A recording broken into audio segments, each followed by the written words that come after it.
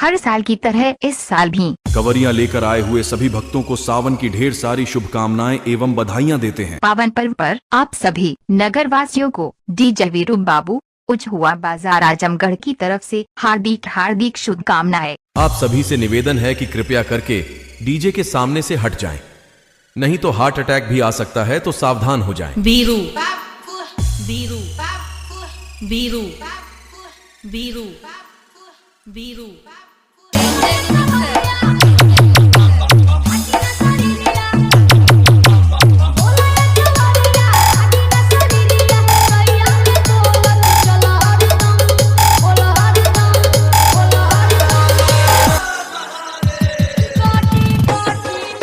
बजावा भैया।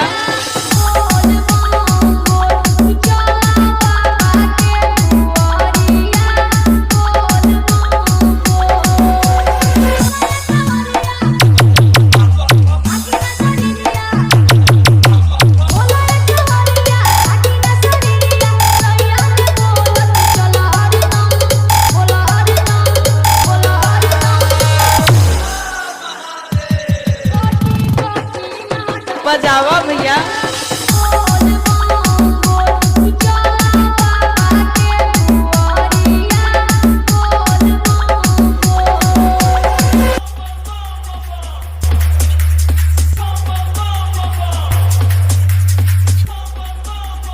वीरू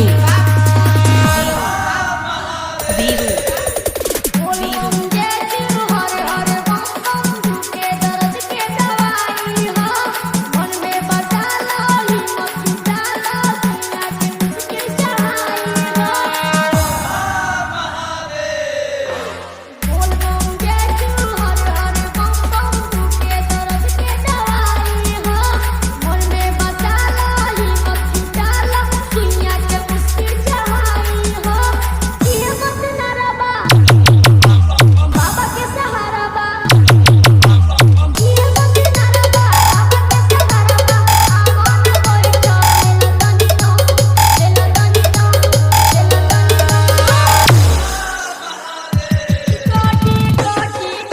बजावा भैया।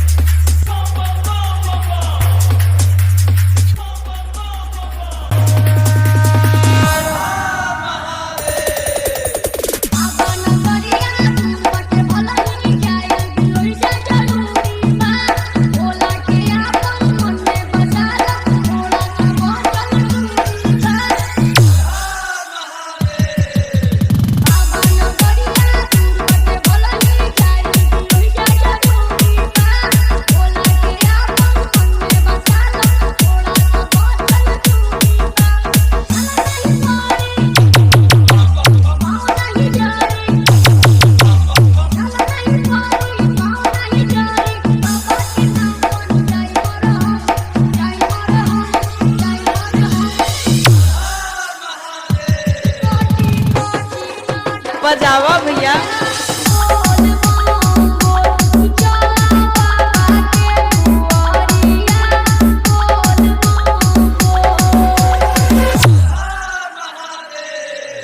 वीरू वीरू वीरू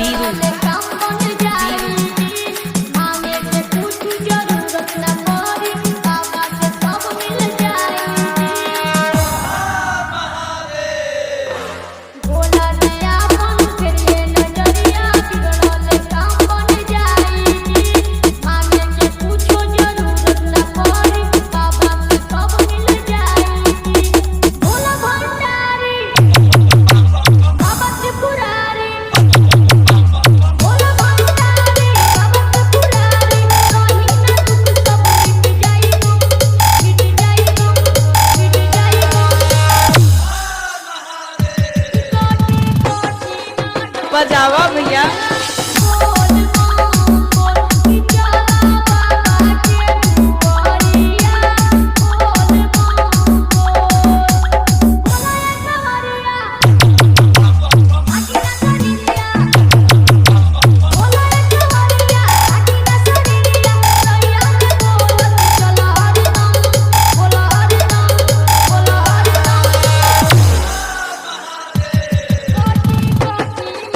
बजावा भैया